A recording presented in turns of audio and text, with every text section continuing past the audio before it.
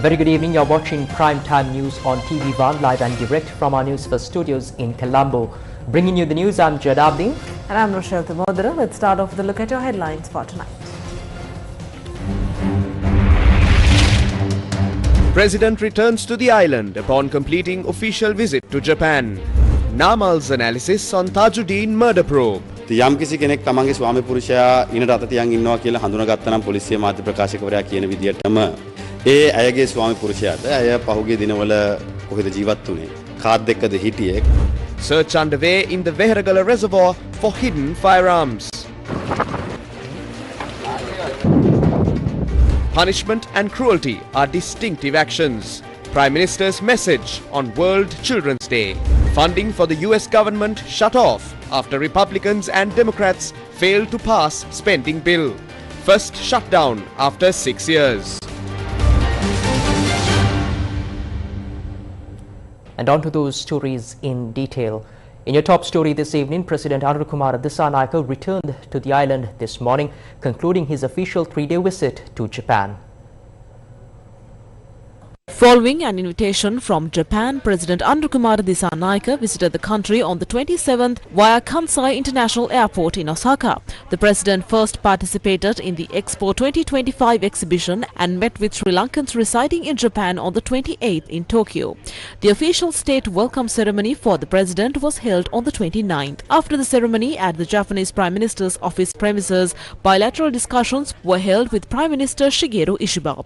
A meeting between the president and the Japan's Finance Minister Kato Kasunobu also took place on the 29th. During these discussions, special attention was given to enhancing trade, investment and economic cooperation between the two countries, as well as new projects expected to be implemented under Japanese aid and JICA collaboration.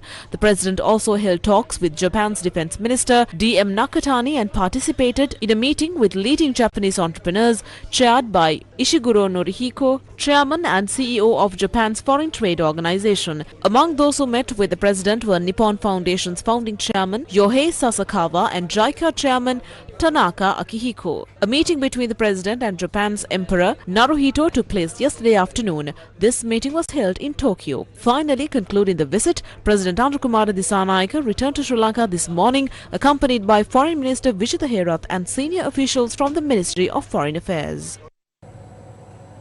Sri Lanka Podujana Perumal's national organizer Namal Rajapaksa challenged police revelation regarding the investigation into the murder of rugby player Wasim Tajuddin. He stated that the disclosure was politically motivated and driven by partisan interests. The body of rugby player Wasim Tajuddin was discovered on the 17th May 2012 inside a burnt vehicle near the Shalika grounds in Narragampeta. At the time of his death, it was initially presented as a tragic accident. However, investigations carried out by the Criminal Investigation Department later uncovered evidence suggesting it was a murder. Despite these findings, there has been little visible progress in bringing those responsible before the law over the years. Meanwhile, during the ongoing investigation into the murder of Aruna Priyantha Vidanagamage, also known as Mega Sare Kajja, which occurred on the 19th February, new information has surfaced that also relates to the Tajuddin case. The prime suspect in the Mega Sare Kajja murder has been identified as Nirmal Prasanga, also known as Bako Saman. He was arrested in Indonesia along with Kehel Badra Padme and is currently being interrogated. During the course of this investigation, Mega Sare Kajja's wife recently provided a statement to the CID revealing new details about the Tajuddin murder. According to her statement, CCTV footage from the day of Tajuddin's death shows another vehicle following him. At one point, Mega Sare Kajja is seen getting into that vehicle, which has now become a key detail in the ongoing probe. මේ වශයෙන් තාජුඩීන් මහතාගේ වාහනය ගමන් ගත්ත මාර්ගය විස් වර්ගයේ මොටර රථය. The CID focused on the route taken by Tajuddin on the night of his death. He was driving a Toyota Vitz and investigators analysed CCTV footage along the route. At one point, Tajuddin was seen parking near a supermarket in Havelock Town and entering to purchase a bottle of water. Upon leaving, another vehicle was seen tailing his car. The CID closely examined footage of the second vehicle and noticed an individual near it. The image was released to the media, but at the time, no one could identify the person. CID detectives then showed her the CCTV images of the individual seen entering the vehicle that followed Tajuddin. Despite the footage being unclear, she identified the person as her late husband based on specific characteristics. She noted that the individual was seen placing his hands on his hips, a posture her husband often adopted due to chronic hip pain. බොහෝ දුරට මෙම ඉරියව්වේ ඉන්නවා සිටින වෙලාවට සමහර බොහෝ අවස්ථාවලදී ඉන්නවා. It was revealed yesterday that Sampath Manamperi, a former Pradesh Sabha candidate from the Sri Lanka Podujana Peramuna, who is currently in custody, has admitted to providing the firearm used in the murder of Miga Sare Kajja. Manamperi is currently being held under detention order in connection with the drug trafficking network allegedly operated by Bako Saman, Panadura Nilanka and Kehel Batra Padme. The ongoing investigations have begun to uncover a series of criminal activities involving Miga Sare Kajja, Sampath Manamperi, Bako Saman and others, shedding light on a broader criminal network. Sri Lanka Podujana Peramuna's national organizer Namal Rajapaksa convened a media briefing at Liyanage Mawatha Navala, where he accused authorities of once again attempting to politically link the Rajapaksa family to the murder of rugby player Wasim Tajuddin. The CID is continuously fabricating false evidence to please the government. I believe the police spokesperson should present such matters to the judiciary, not the media. When sensitive case details are disclosed at press briefings, it clearly shows a desire to build a political narrative around the case. Today, we once again urge the government to conduct impartial investigations and thoroughly examine all aspects. If someone claims to have identified her husband by him placing his hand on his hip, is that really her husband? Where has she been living recently? Who has she been associating? These are matters the government should investigate.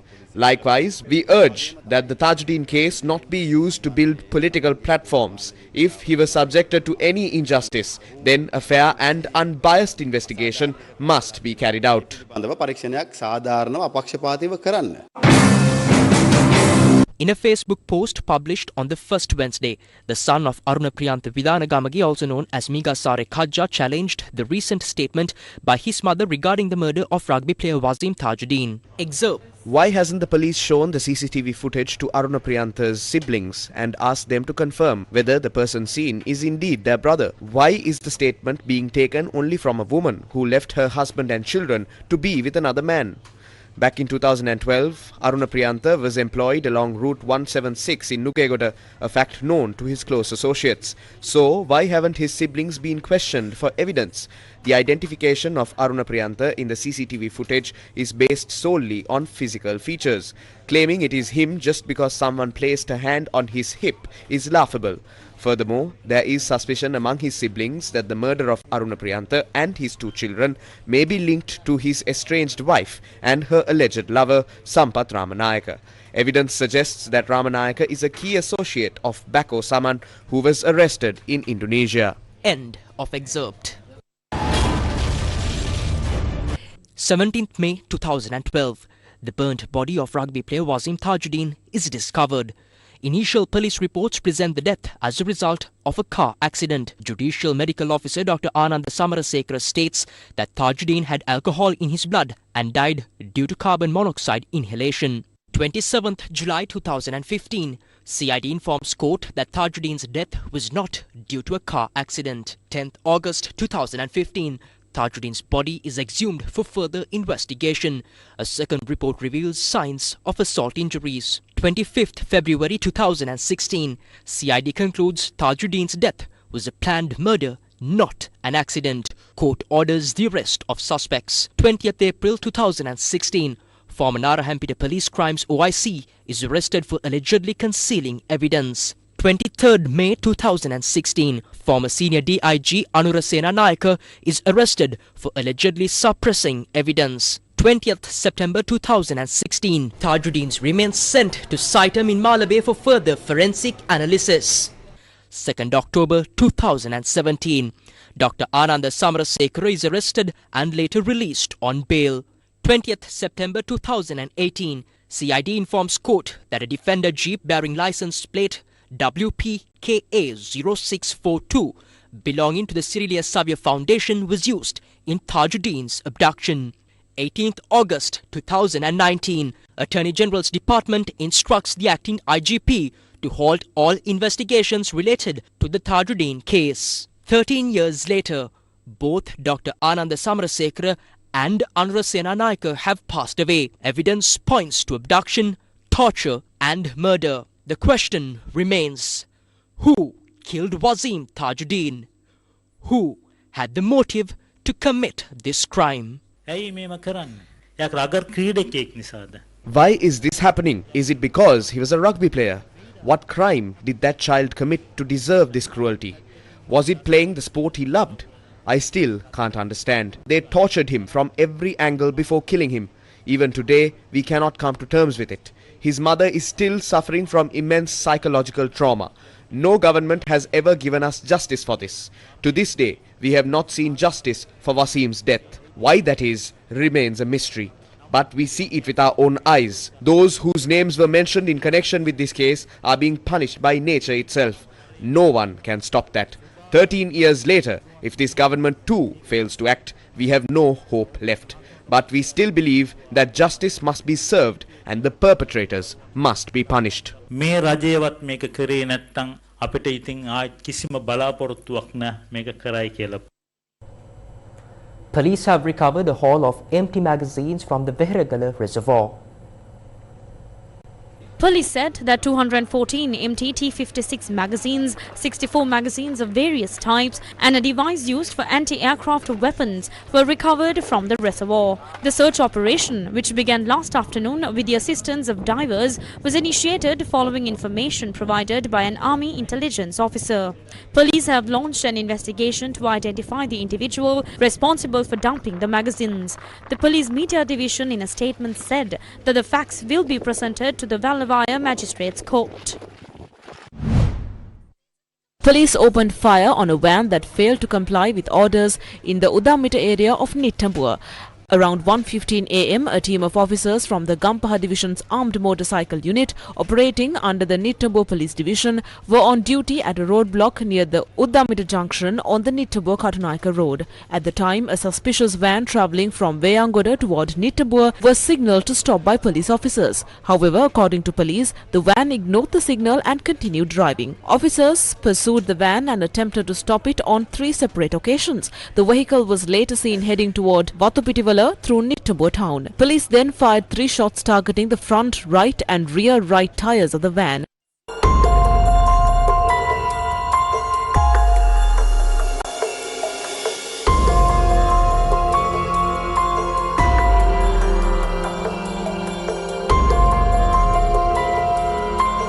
The driver, who was heavily intoxicated, along with 2 other suspects inside the van, were taken into custody. The suspects were aged between 38 and 43 and are residents of Lellavapitiya and Ratnapura.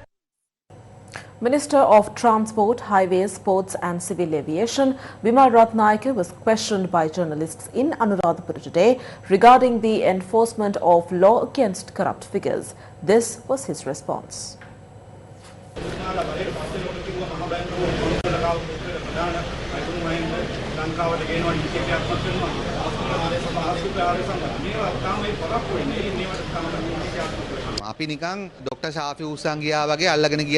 are not going to do things like the way Dr. Shafi was arrested and taken away. We have no need to do things like that. The law needs to take a certain amount of time to be enforced. From what I know, the legal process should not be like a T20 match. There must be a period of consultation and a proper process. A person must have the space to appeal if an injustice is being done to them. I saw that even the Chief Justice in India said the law should not be enforced like a T20 or a 100-meter sprint. However, we have given the go-ahead and the opportunity for the cases that were forcefully halted to proceed. A local judge remanded Ranil Wickremesinghe despite many claiming it would never happen. It wasn't even the Chief Justice who remanded Ranil Wickremesinghe, who was projected to be all-powerful. Everyone, including him, believed he was above the law. It was not the appeal court either. Fresh details have emerged regarding Tajuddin's murder. It wasn't Siripala or Jnanaratnam who committed these crimes. They were committed by people who led this country. They covered those up. The crimes in question are not ones that occurred recently. Tajuddin was killed in 2012. These attacks were in 2019. The bond scam was in 2015. They didn't happen this morning. What did the President reiterate at the UNGA? He said a law-abiding state would be created. We have been elected for 60 weeks. It has only been 12 with 48 more weeks remaining. News First with the people. Today is Children's Day. Here's how Newsfirst celebrated World's Children's Day with the kids. අපිට වෙන්නුණු අද දවසේ Newsfirst නැන්දල මාමලා අපිට විශේෂ අවස්ථාවක් ලබා දුන්නා. ඒ තමයි Newsfirst මැදිරියට ඇවිල්ලා නිවුස් කියන්න. අද උදේ ඉඳලා අපි නිවුස් කියන්න සම්බන්ධ වුණා. Many talented and enthusiastic little ones joined us this morning to read the news live on Live at 55. These children were selected through auditions held by Newsfirst during the World Children's Day program at Vihara Mahadevi Park. So from early morning, many kids joined us to read the news. Among them were Tinuli Dihansa, Yuhas Devja, Minudi Lithumya, Litumi Sanulya, Dilan Teshan, Chituki Sara, Sadinti Lakduli and Tesandi Linanga. For them, it was a brand new experience. අද අපේ දවස ශ්‍රී ලංකාව ලෝක ළමා දිනය සමරන්නේ විශේෂ තේමාවකින්. ඒ තමයි ආදරයෙන් සුරකින්නට අපට ලව දිනන්නට. ලෝක ළමා දින ජාතික උත්සවය අද පැවැත්වුණේ Araliyagaha මන්දිරයේදී. The national event celebrating World Children's Day was held with Prime Minister Dr. Harini Amarasuriya in attendance. A commemorative stamp was also issued to mark World Children's Day 2025.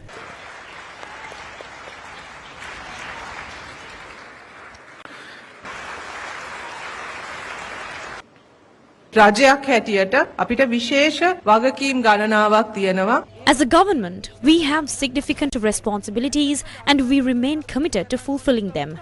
Our top priority for children is ensuring their safety. By safety, we mean that every child, regardless of background or circumstances, should have the opportunity to live freely in a secure, supportive environment, economically, socially and psychologically. In line with this, legislation addressing corporal punishment of children was presented to Parliament. Currently, there are many debates and differing opinions regarding this bill. These discussions are healthy, but we must carefully understand the context. The law is not meant to oppose discipline in schools. Schools have rules, regulations and cultures that must be followed, and a disciplinary action is necessary when they are violated. However, we must distinguish discipline from corporal punishment. Treating discipline as equivalent to physical harm is not only incorrect but reflects a harmful and outdated mindset. ඍණාත්මක විතරක් නෙවෙයි අශිෂ්ට සංකල්ප. Today also marks World Elders Day. Projections indicate that by 2041, 1 in every 4 people in Sri Lanka will be an older adult. The theme of this year's World Elders Day is Local and Global Actions Driven by Elders, Our Aspirations for Well-being and Rights. It was our elders who paved the way for a new world. Elders form a respected segment of society. The United Nations declared International Day of Older Persons in 1990 to focus global attention on the well-being of older adults. The national program to mark the day was held today at the Suhurupaya Auditorium in Bathramulla, led by Prime Minister Dr. Harini Amarasuriya. The national policy for older persons was also unveiled during the event.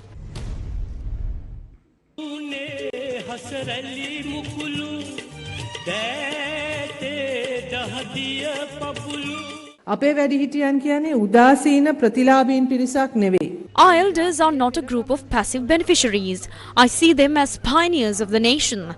The current government is in the process of preparing and implementing a national policy for elders.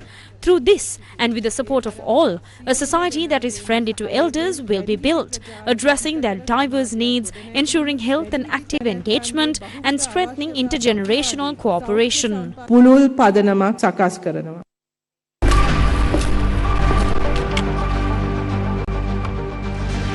Case file. The case filed by the Commission to investigate allegations of bribery or corruption against former Minister Kehelia Rambukwala, his wife, 3 daughters and son-in-law was fixed for a pre-trial conference on the 15th of October by the Colombo High Court. The case involves the alleged illegal acquisition of assets and property worth nearly 97 million rupees.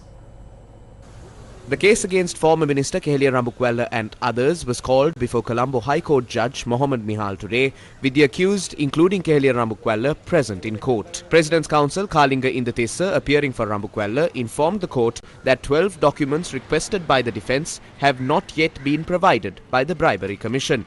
He further stated that although the Commission had suddenly filed indictments against the accused, it had not submitted the corresponding documents to the defence, calling this a wrongful precedent. Assistant Director General Subhashini Sirivardhana, appearing on behalf of the Bribery Commission, informed the court that steps are being taken to locate and promptly provide the requested documents to the defence.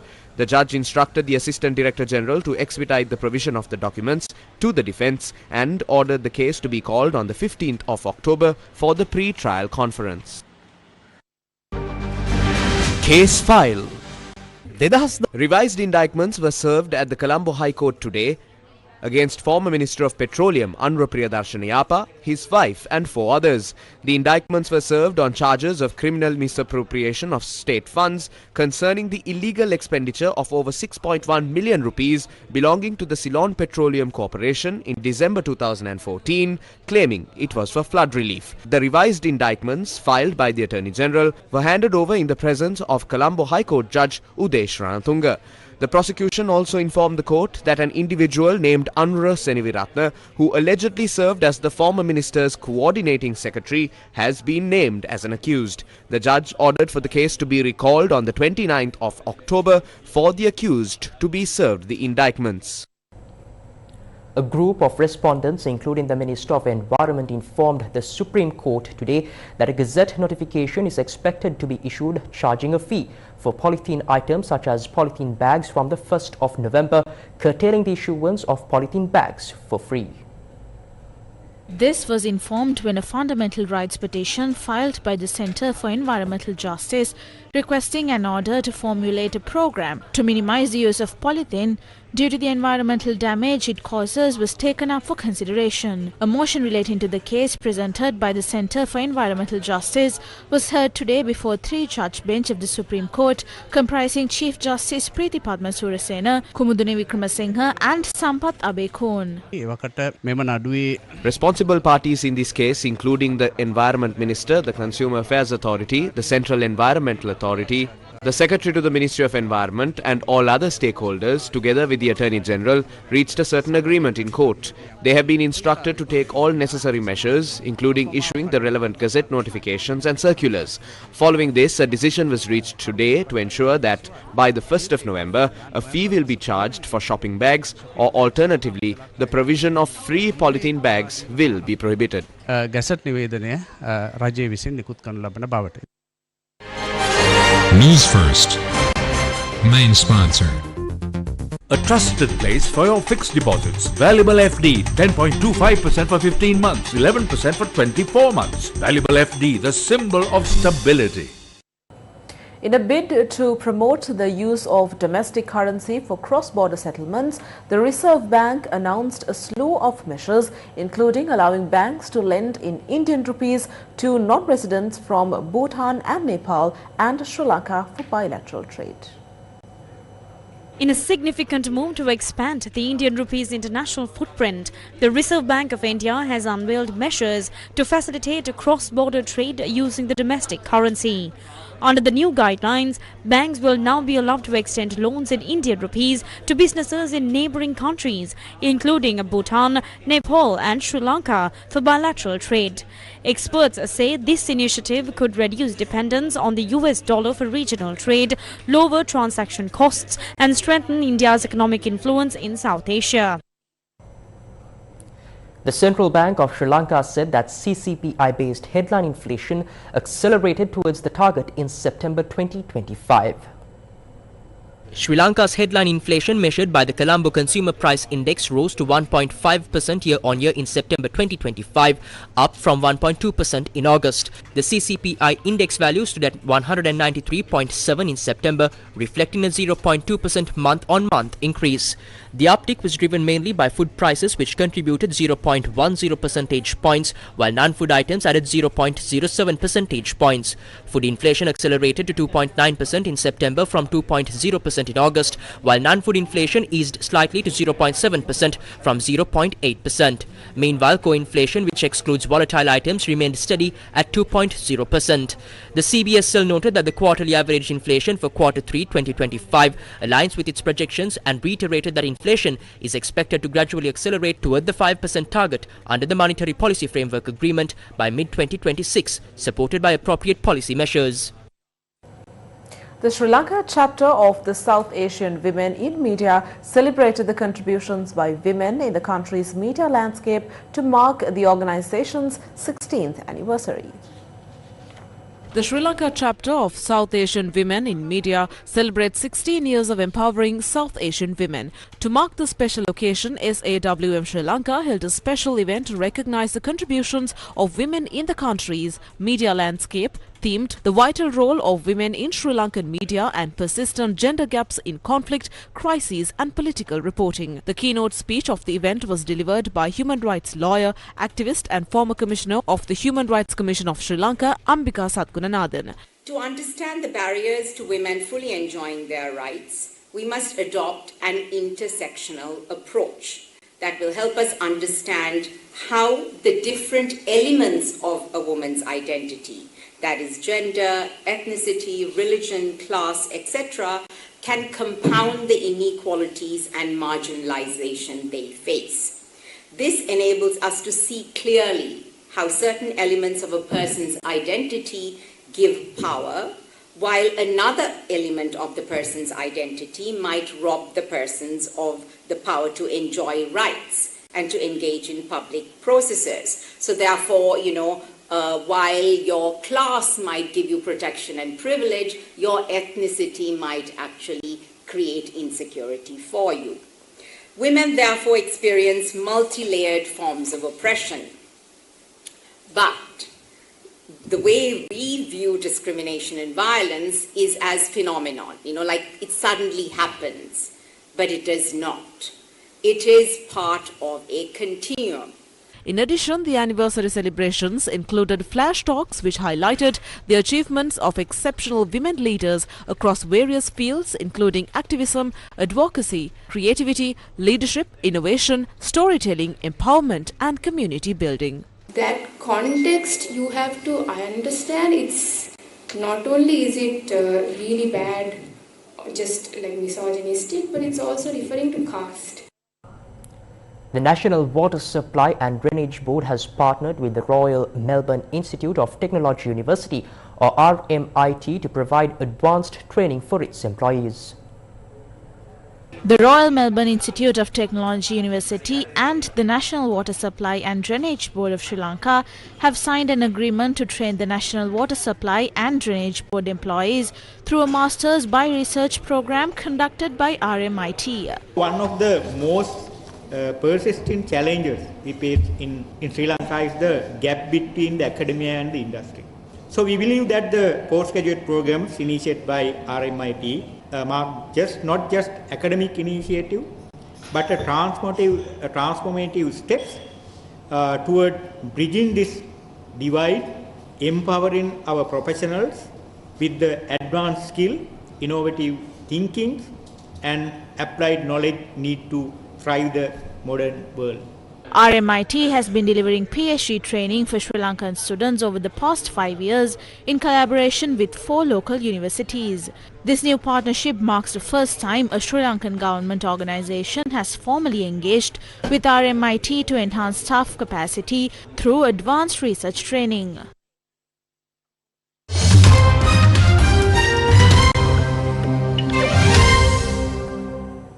The US federal government has officially shut down for the first time in 6 years after a deadlocked Congress failed to pass a funding measure to keep the lights on, and no one inside the Capitol knows what will happen next. Republicans insist Democrats need to simply agree to extend current funding for another 7 weeks. Democrats refuse to do so without major concessions for lending their votes to pass any funding measure in the Senate.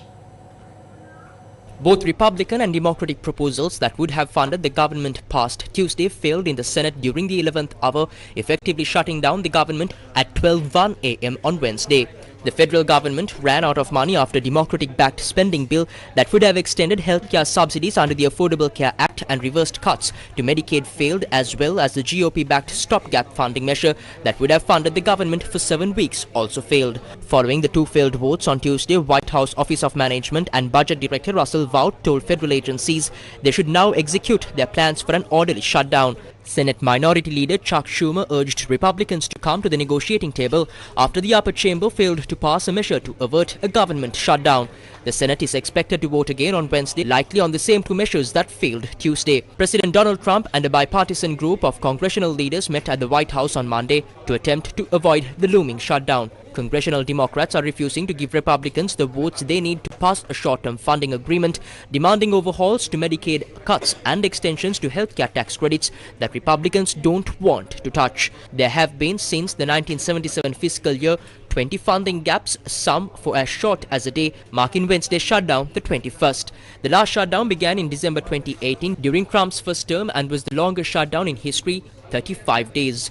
During that shutdown, some federal workers began showing up at food banks and many essential workers began to call in sick.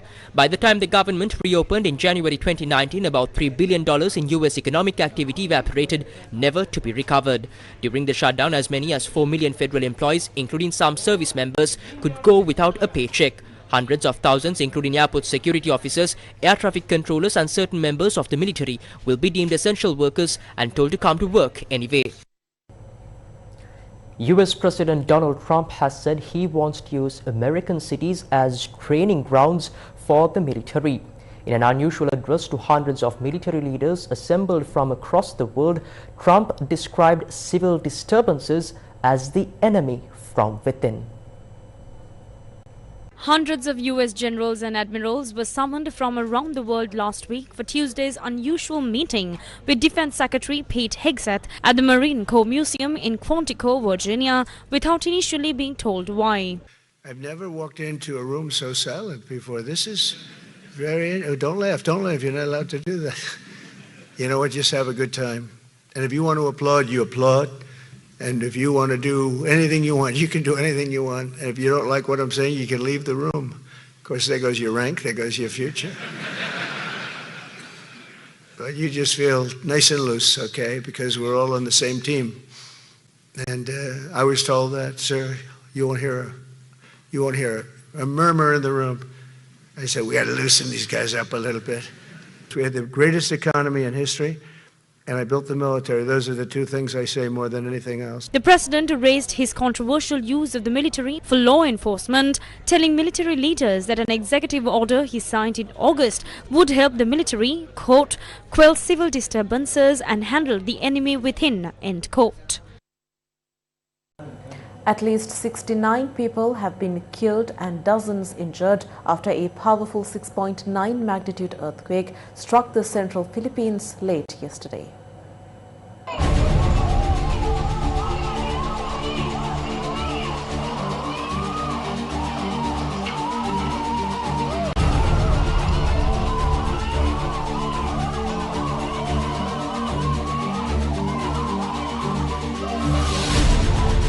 At least 69 people have been killed and more than 150 injured following a powerful 6.9 magnitude earthquake that struck the coast city of Cebu in the Philippines' central Visayas region.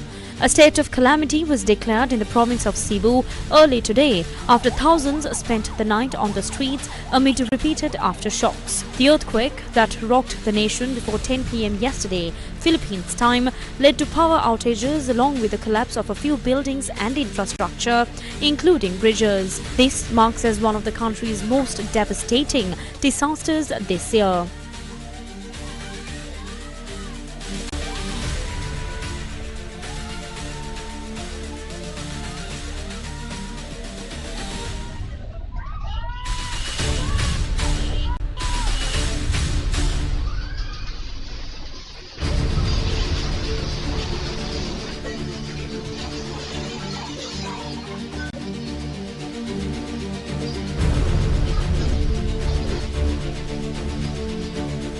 Earthquake monitoring agencies had pegged the depth of the quake at around 10 kilometers and recorded multiple aftershocks, the strongest having a magnitude of 6.9. Another monitoring agency said that there was no tsunami threat following the quake. Addressing the earthquake's aftermath, President of the Philippines, Ferdinand Marcos Jr., assured survivors of swift assistance, saying cabinet secretaries were on the ground directing relief operations as he expressed his condolences to those who lost loved ones. The local authorities have appealed for volunteers with medical experience to help deal with injuries. Cebu's Archbishop has told devotees to stay away from churches pending structural assessments. This call is significant as Cebu was one of the first Philippines islands to be colonized by Spain in the 1500s and has many old churches. The earthquake comes barely more than a week after the country was hit by back-to-back typhoons which killed more than 20 people.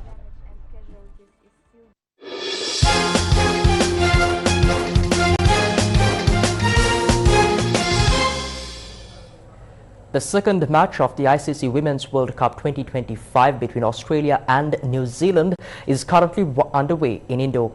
Chasing a target of 327 runs, New Zealand are currently on 214 runs with a loss of 5 wickets at the end of 39.5 overs. Now, all matches of the 2025 Asia Cup T20, all matches of the ICC Women's Cricket World Cup are being broadcast live on TV1, the official local broadcasting rights holder, and streamed on www.sirasatv.lk.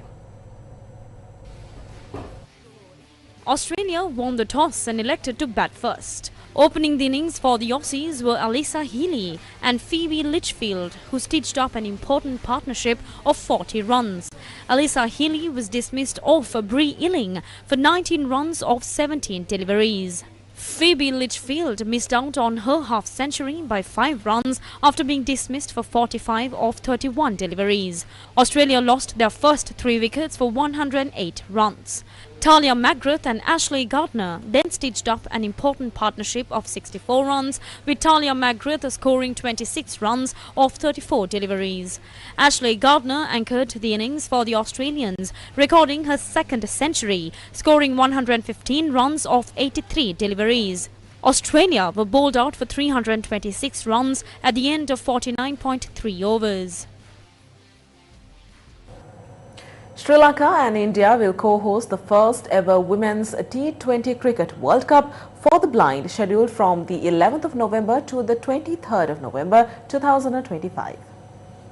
A media briefing was held in Colombo today to raise awareness on the inaugural Women's T20 World Cup for the blind and to launch its official website. During the briefing, it was officially announced that Sri Lanka, together with India, will co-host the first ever Women's T20 World Cup Cricket for the Blind, scheduled from the 11th of November to the 23rd of November 2025. The briefing was attended by Minister of Sports and Youth Affairs Sunil Kumar Gamage, Member of Parliament Sugat Vasanta De Silva, and officials from the Sri Lankan and Indian Blind Cricket Associations. So it's with great pride and joy that I join you today at this press conference organized by the Blind Cricket Association. They're conducting first Women World T20 Cup with 7 nations. In Sri Lanka, cricket is more than just a sport. It's a passion, a unifying force, and a source of inspiration for all our people. It's a game loved by every household, and it truly reflects the spirit of our nation. As a government, we are committed to promoting all sports across our country. We believe every sport has the power to inspire, to educate, and to unite communities. Yet blind cricket holds a very special place in our hearts. It's a shining example of determination, resilience, and extraordinary talent. To play this game requires not only skill, but also immense courage, dedication, and will to overcome challenges that many cannot even imagine. 15 encounters, including the final of the Women's T20 World Cup for the Blind, will take place in Sri Lanka. The 10th International Tourism Research Conference 2025, organized by the University of Colombo, was held today. The 10th edition of this conference, organized by the University of Colombo, was held under the theme Transforming Tourism for Sustainable Prosperity. Speaking at the event, Vice-Chancellor of the University of Colombo, Professor Indika Karunatilaka, spoke on the strength of diversity in tourism. Sri Lanka is such a diverse country, with so many religions, so many cultures, and very long heritage that's going into thousands of years. So, in this diverse setting, how can we implement the tourism while ensuring and respecting that diversity? And how can we engage with those different cultures, the equity? And finally, but not the least, what's the experience that the tourists get? How can we link that with the sustainability? That is where the emergence and indulgence with the local culture, local heritage comes into play. So how can we discuss all these areas, the interconnection and the interplay with all these areas? I believe this conference can discuss how we can implement and maximize the impact based on those areas.